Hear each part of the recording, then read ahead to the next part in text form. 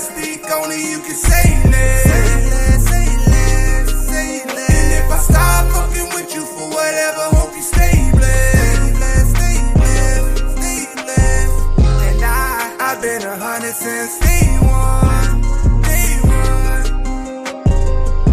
You feel I'm being flawed in it. Yo, what's going on with your boy? We are back for another episode of Say Less Podcast. Again, you already know I got to do the regular starter. Welcome to the realest team podcast in the world. Subscribe and interact with us tonight. Now, you already know I got to bring up my favorite co-host for the night.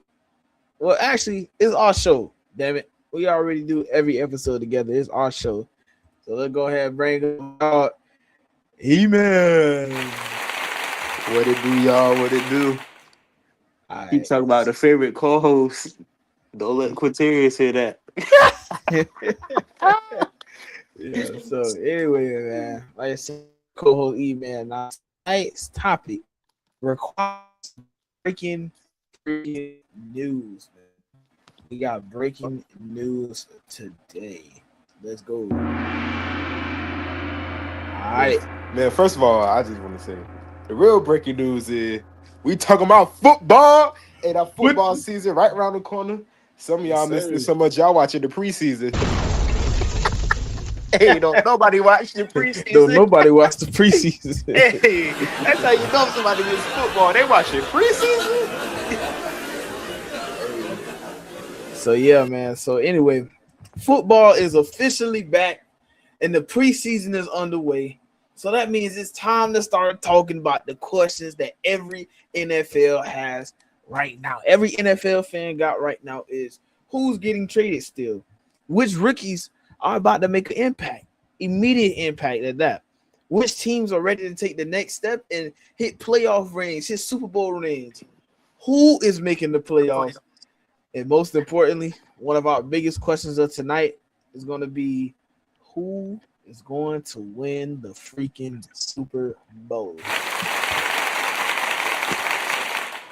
So today, me and Cuzzo are here, and we're going to break all of that down. So, once you hear that explosion, it's time to get into it. 3, 2. All right. Real quick, you feel me? You got to follow your boy socials. Instagram at thatboy.bjjj. And then two, of course, which is what we on, is on BJ Ways. So make sure y'all follow that. Now let's go ahead and get into the business. All right. So Vita Vea, we're going to start at home first. Vita Vea is one of the biggest names being discussed right now after reports show that he's requested a trade from the Buccaneers. So there's been plenty of speculation, like I say, surrounding his future with Tampa Bay. But there's been reports about him connecting with the Las Vegas Raiders. And I'll tell you this right now. If the Raiders get Vita Vea, Cuzzo, that defense could get very interesting. Man, you know, if the Raiders offer him a good amount of money, because we have to think, we really got to look at the source of the problem, right? The real reason why Vea is requesting a trade is because he's wanting more money. Now, when we look at the conflict, the reason why he requested the trade is because of negotiations for a long-term extension breakdown, and he's due to earn, I think, around $18 million for the upcoming season. Right. But if you personally ask me, for the amount of potential, the amount of just everything that Vita Vea brings to the Buccaneers, there's no defensive tackle like Vita Vea. I just want to put that out there. There is a few, but when a lot of people bring up people in that position, they're gonna say Vita Vea. The Buccaneers really have a source. He is one of their playmakers. If you watch film, if you watch clips, if you look at stats, he is a playmaker. He deserves every penny that he works for. I feel personally If the man asks for more, what's the problem? Right, because it ain't like we don't have it unless they done capped out on all these rookie signings. But if he do go with the Raiders, you got to think about it. They already have Max Crosby, so adding a massive interior presence like Vea, oh my gosh, it would make life so much harder for the opposing offensive lines. And me personally, I feel that the old lines wouldn't be as strong as they think they are already, just with Vita Vea being at defensive tackle right now. So Mhm. him and Max Crosby, oh my gosh, you have literally hell that you're going to go through, which could possibly make the Raiders go back to the team that they once was. This could help. This could help the Raiders build their offensive line. We know that one of the Raiders' weakest spots is their offensive line. We have to give protection to that quarterback. Fernando Mendoza is a great quarterback. We've seen this in the college football season when he played for Indiana. He is a great quarterback. But a great quarterback needs to be protected. Can't stress this enough. It can be any great quarterback: Matthew Stafford, Patrick Mahomes, Josh Allen, There Jalen you go. Hurts, Baker Mayfield. It could be any good quarterback. Every quarterback needs some type of protection, and that is what the Raiders fail to have. They do not have all the pieces in their own line. Max Crosby cannot do it alone. If they Right. get Vita Vea, this would be an enormous impact for the Raiders. But Any small change would be an and then impact and for the then Raiders. also, but remember, while Vea is like a difference maker, you got to remember the man is 31 years old. So you don't want to give away a huge amount of future draft capital and then realize you're paying a premium for a player who is closer to the back end of his career. It also depends on how much money he's asking for. We don't know, and this is another thing. So we don't know both sides of the story.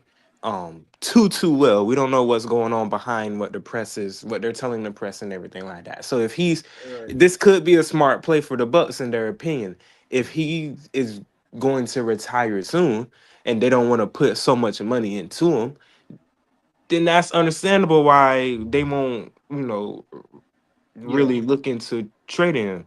And the The, team, any team that if he does, if he does get traded, any team that picks him up has to think about that too. We yeah. really have to start talking about age when it comes down to these players. And then even with that, who are the Bucks going to go look for in defensive tackle wise? Because yeah, what you drafted is cool, but you got to think about it. You're giving away a franchise player. I feel the Bucks' biggest loss that they took in this offseason was Mike Evans. There Straight you up. go. There you But go. but if you do think about it, Mike Evans is also getting up there. So like him and Vita are like almost, you know what I'm saying, there. But I get when they move a franchise player. For instance, Debo Samuels, I forever known him to play for the 49ers. Now, when he on the Commanders, so you know what I'm Well, nah. saying? If Debo Samuel got traded back, he signed back a 1 year contract with the 49ers. So now Oh, he did.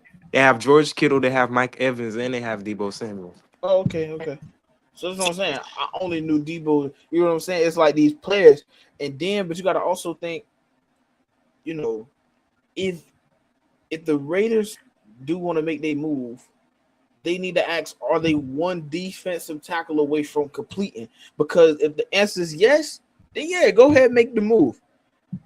But if you're still rebuilding, keep the draft picks. But that's what makes the NFL so interesting and complicated at the same time. Because sometimes the best trade isn't the biggest trade.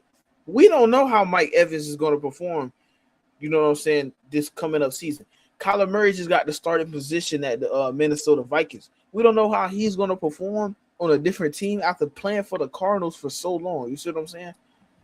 It's the trade that fits the timeline compared to, you know what I'm saying, it being the biggest trade. So Mm-hmm. we just gonna have to see what Vita Vea got going on. But hey, so that's our opinions on that I mean, and when we still look at the Bucks offensively, if they were to lose Vita Vea, yes, it would be a big offensive loss on top of trading Mike Evans. Yeah. But they still do have some playmakers. They Yeah. still have Baker Mayfield, a great quarterback. They Mhm. still have Emeka Ibuka, which had a great rookie season. They still have Bucky Irvin. They still have Chris Godwin. They still have some playmakers on their team.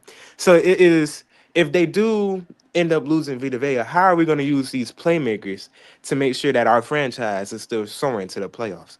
Right. That that's just one of the biggest questions that you just got to ask, because you see this stuff, and then you see how everything moving, and then you see how stuff looks a certain way. One thing I can say about the Bucks, we've always had a sort of defense, a sort of good defense. Like, Mhm. our offense may not have been strong on some drives, but we always had a semi good defense. So it really just depends on how everything play out. But that was a good talk. Now we gonna go ahead and move on to the next one, which is the new rosters for the NFL. Let's talk about Basically, it, man. let's talk about it, man. So let's talk about these rookies. The 2026 NFL draft gave us a whole new group of players who are about to try and change the direction of their franchises. But see, that's one of Mhm. my favorite parts of football, because every year we hear this guy's going to be a superstar. Oh, that team had the best draft. That's the steal of the draft. But none of those grades matter once the game starts. The question is Mhm. who actually performs. Like I was telling you earlier, because one team I definitely want to watch closely is the Dallas Cowboys, who received strong remarks from draft analysts, along with the New York Jets. But I'm not ready to crown anybody based on the draft, because you got to think about it. A lot of people have went to pretty good places. For instance, Carson Beck. Is that a name? Yeah, Carson Beck had a decent game in his first preseason game against the Carolina Panthers, in my opinion. Mhm. Was it how he played in Miami? No. But was it better than he played some games in Miami? Hell yes. Just because how he was able to handle the pressure. You know what I'm Mhm. saying? But from these rookies, I want to see, like I said, who can handle the pressure. I want to see who can stay healthy, and I want to see which rookies can contribute immediately. You know what I'm saying? Mhm. I think with the Um, Dallas, Jesus, I think with the Dallas Cowboys, they really picked up somebody strong in their draft, and that was Caleb Downs from Ohio. yeah, And I really want them to be able to use plays that utilizes him, because he can go one on one with some of our best receivers in this league. And depending on, I seen a clip the other day actually with he was going up against CeeDee Lamb, and the way that he stuck on CeeDee Lamb and had CeeDee Lamb boxed. If he yeah, can do that with any CD, we all know CD. We First of all, let me rewind. Any receiver that has wore the number 88 in the Dallas Cowboys has been an elite receiver right.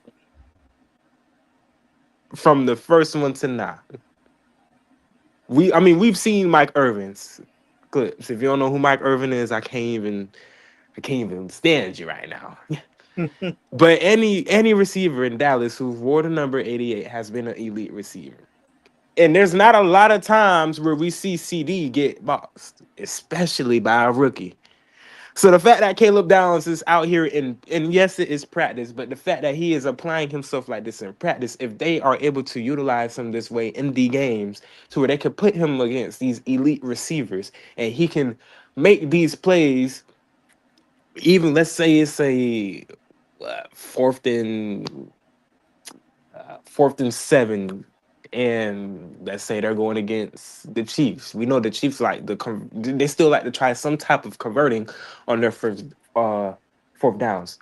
If Caleb Downs can um defend the ball, or stay on the receiver like that, Dallas Cowboys will be in a great shape defensively. Not saying that he will be their only playmaker defensively. I'm sure they made a lot of tight changes. But I really did not see a lot of offensive changes, and maybe I wasn't looking a lot, but I really did not see a lot of offensive focus this year with them. And honestly, they have had a great offense. So I really wasn't looking for a lot of offensive changes. I was really looking for those defensive ones. And when they picked him up in the draft, they knew exactly what they were doing. So shout out to the Cowboys for that. I really would like to see how they do this season too. Maybe they could possibly make the playoffs. I don't know about a Super Bowl. I don't know about a Super Bowl, but they could possibly make the playoffs this year. And I feel like a lot of teams they would have like they would make their fans feel good at least by making the playoffs, even just a quick playoff appearance. A team that I want to see try and go further this year is definitely the Jacksonville Jaguars. I feel that after last year, the way that they played, the way Travis Hunter was able to, double the ball, even some of the other receivers, I tend to forget their names, but even Trevor Lawrence was doing his thing last year. And I feel that if they just keep going with that momentum that they had last season, man, this season, boy, the Jacksonville Jaguars would be a hell of a team. And you got to think, Travis Hunter took a injury early, but we know Travis Hunter played both sides of the ball, and he is a great player. We've seen this out of Colorado, so I would really like to see what he does this full year in the NFL. He would be a great asset to Jacksonville, or some like to say Duval.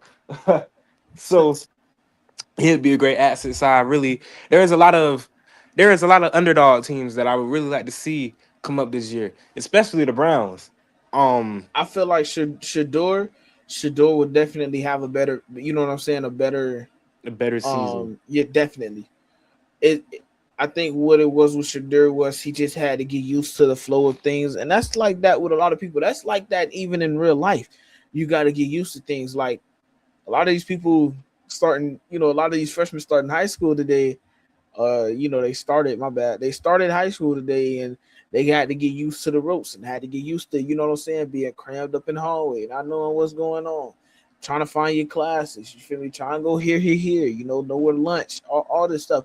And I feel like a lot of this stuff compares to real life.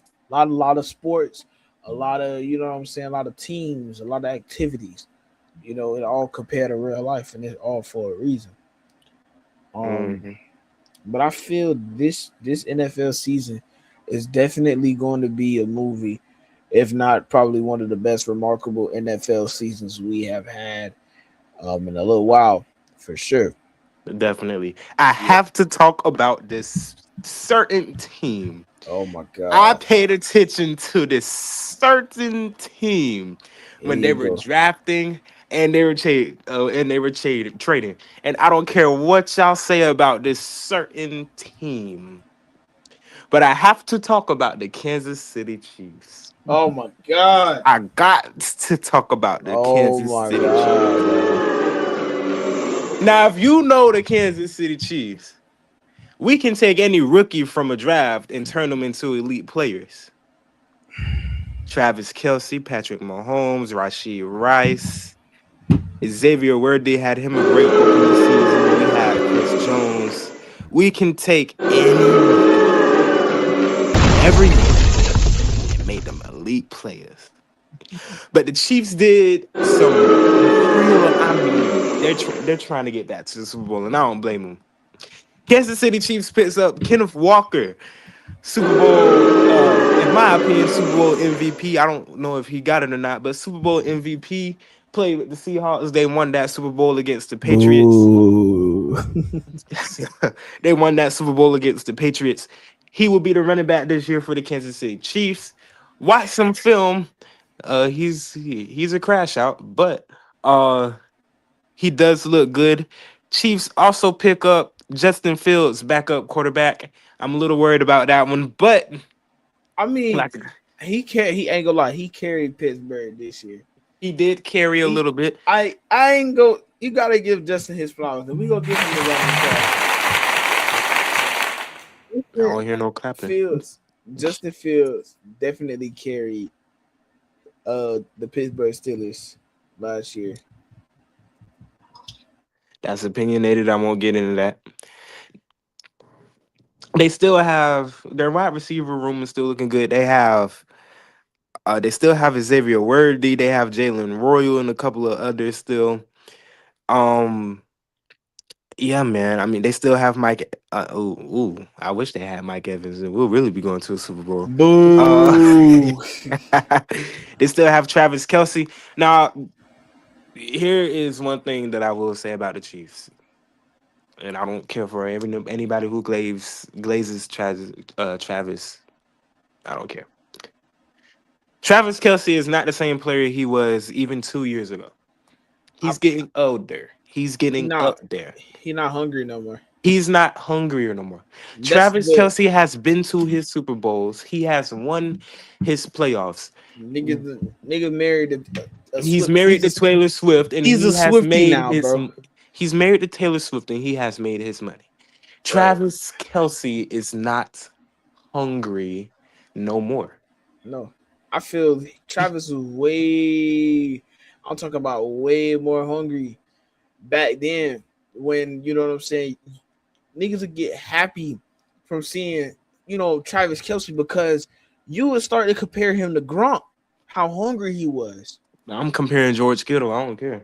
Well, yes. But I'm just saying, like, Super Bowl wise, like, you would think, okay, Travis Kelsey is really putting in that work. You call him Baby Gronk. You would really start to think that, okay, this, like, he's raw.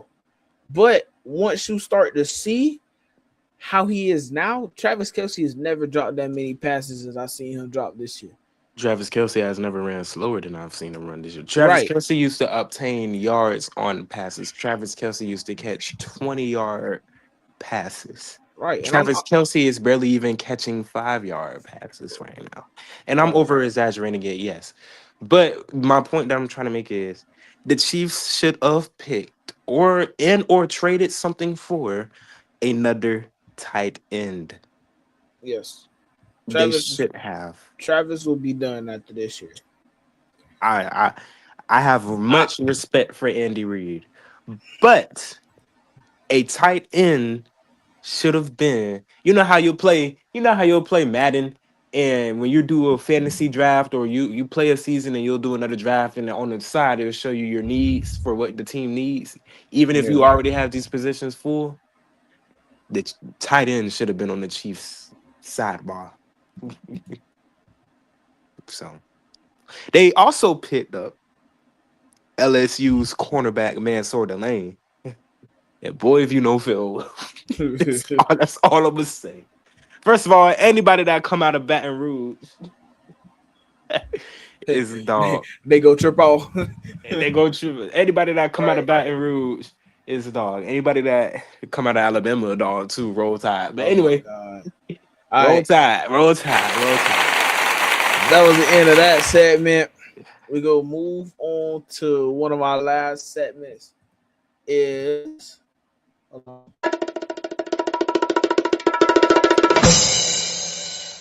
What should we expect from the teams? So let's go ahead and talk about the teams that I'm watching this season. Then we're going to let Cuzzo hit his thing. Mm-hmm. First, you got the established contenders. These are teams that don't need to prove. They need to prove that they can finish, however. And then you got teams that can surprise everybody. Those are the teams that I'm really interested in because every NFL season has that team where everybody says, wait, where did they come from? For instance, the Jacksonville Jaguars. First of all, I started to give up entire hope of the Jaguars or any other team in Florida besides Tampa Bay going past the playoffs or even hitting the playoffs to go to the Super Bowl. They got to the second round, but dog, they got far. Then the team who actually won championships, and then I don't know what Miami got going on. They picked up Tyreek Hill and still played like garbage. Like, what? I don't understand it to this day. But anyway, so I think we're going to see a few teams make that jump for me.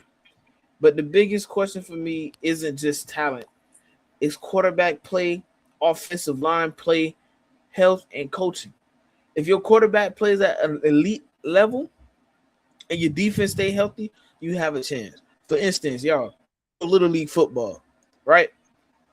Our quarterback, our offensive line, our defense, the defense is straight.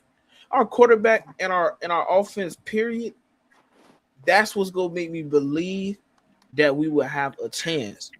You know what I'm saying? But if that O line fall apart, if my O line fall apart right now, when it comes to St. Pete Little Devils, forget everything else, bro. I'm talking about I'm going down the drain. So with NFL comparisons, like we just said in the beginning, with Vita Vea, oh my gosh, the whole Tampa Bay season will change overnight. And if it don't change overnight, it's gonna change. Period. So like teams I would definitely be watching again is the Jacksonville Jaguars, no Glaze. I want to see what OBJ can do. So I'll probably be watching the Giants, the Commanders. I want to see what the Commanders will do, and I'll definitely be watching our Super Bowl champs, the Seattle Seahawks. All right, go ahead, cuz. What should we expect? Well, of course, the teams I'm going to be watching is my team. I'm going to be watching the Kansas City Chiefs. Mainly because they did pick up some good people. So I want to see how these good people contribute to the team versus how our old roster did. I'm also going to be paying attention to the Atlanta Falcons this year. They did a lot of replacing and rebranding and things like that. I really want to see how Tua will play with them, and I want to see how much improvement that Michael Penix has this year. I also will be watching. Like a lot of y'all gonna say I'm crazy when I first say it. I will be watching the New York Jets this year.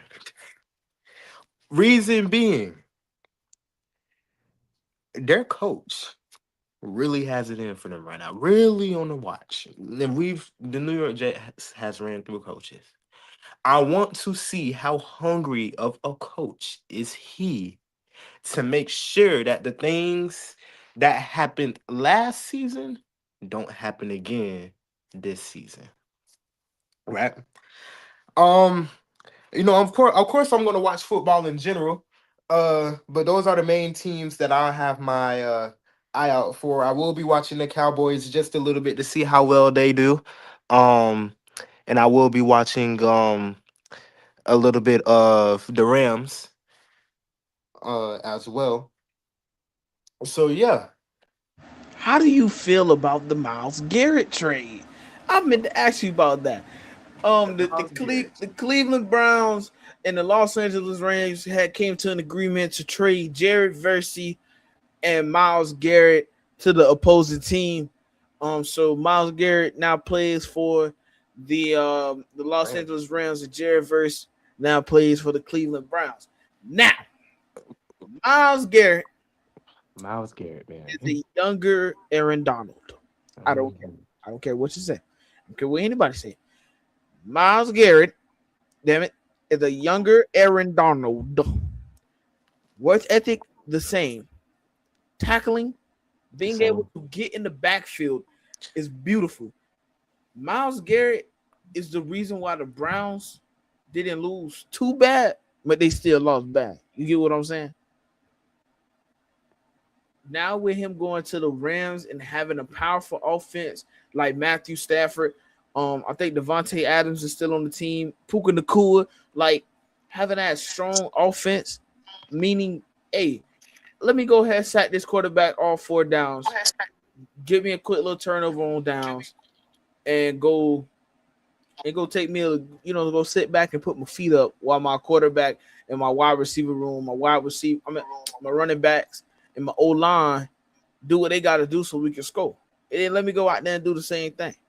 But he's also getting up there in age too, just like Vita Vea. So, and Jared Verse is younger. Jared Verse is like fresh. Like I've been following him since he went to FSU. Like he's pretty young. So it's just like, you got to pick your poisons with that. I mean, I'm gonna just be honest. The Rams is trying to get to a Super Bowl. I'm just put that out there. The Rams is trying to get to a Super Bowl, and honestly, I would not be surprised to see them there because, as we talked about all podcasts, it is about who's hungry. It is about who is hungry.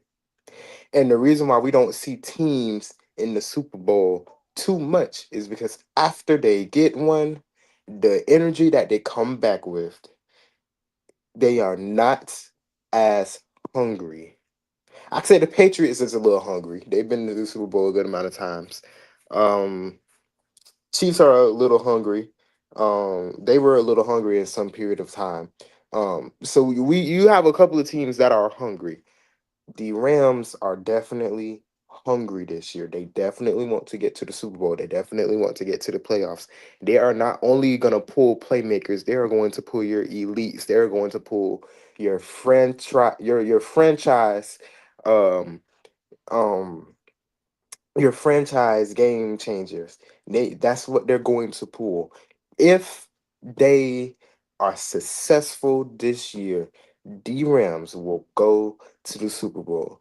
Teams have to be able to make plays that not stops Miles Garrett, but that they can still gain yardage against him.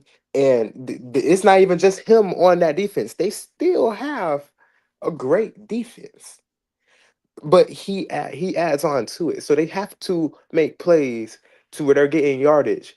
Um, and even with their offense, those defenses have to be ready to face Devontae Adams. We seen him at the Raiders. He if you've watched film, if you remember those seasons where he was at the Raiders, he was one of the Raiders' elitist players. He was the playmaker. He was the game changer. He was the one who he was one of the ones, mainly the one who put the stats on the board, who put the six on the board. So Devontae Adams, we all know about Puka Nakua. We've seen him the last couple of seasons. So and a quarterback like Matthew Stafford, who's able to read the field, who, you know, teams have to defensively be ready to stop that. And if those teams are not going into these games as hungry as the Rams are, they are not going to be able to stop the Rams. I definitely would not be surprised to see the Rams in the Super Bowl this year. And that's just me.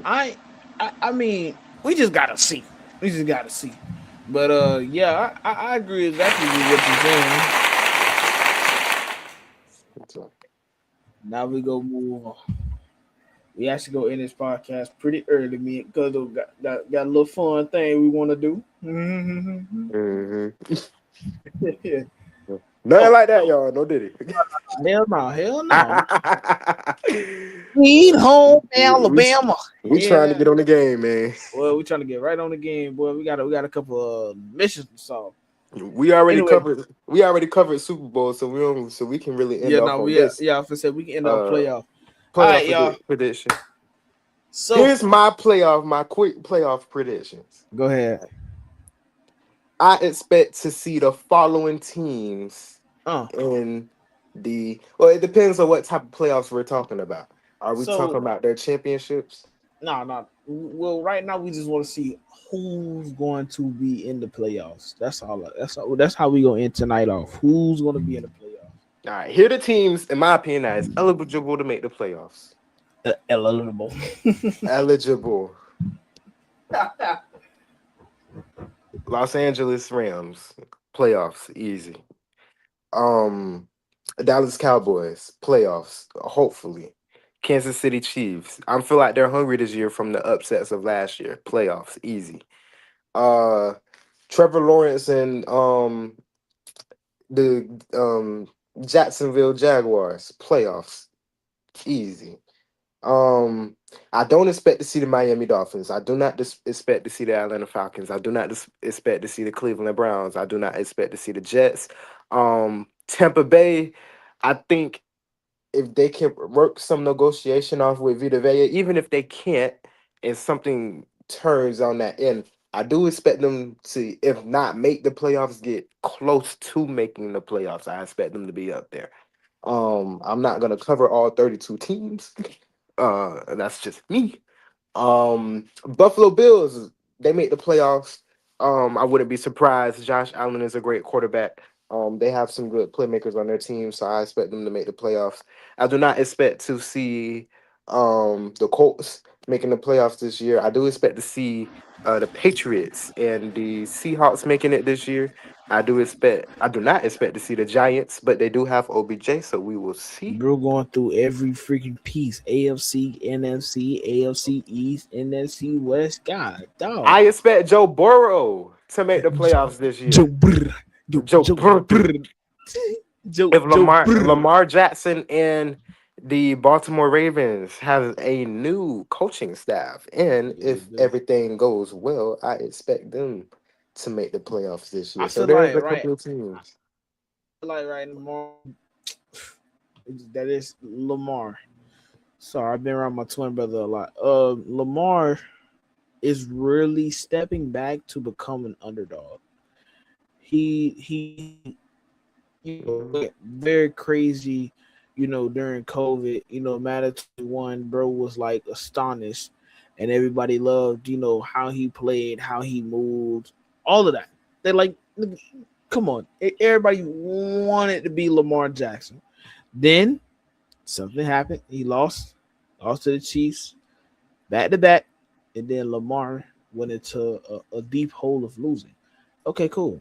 Now, but you back, and you got better coaching staff. You have a good running back room, as long as a good wide receiver room. So, yeah. All right. Real quick, my playoff predictions. Like you said, I feel like I will see the Buffalo Bills and the Chiefs in the AFC finals. For the NFC, I got more faith in the Ravens this year, and the Jacksonville Jaguars as well. So that is it for today's episode. Yeah, appreciate y'all. I want to go ahead and give more love to my co-host, man. I appreciate you for getting up in here. No problem. I love talking about football. Next podcast, we're gonna be arguing about it. Oh, I gotta say this. I gotta say this before we end. I gotta say this because Quintarius is Quintarius is a Philadelphia Eagle. The Eagles is not making playoffs and they not making Super Bowl. All right.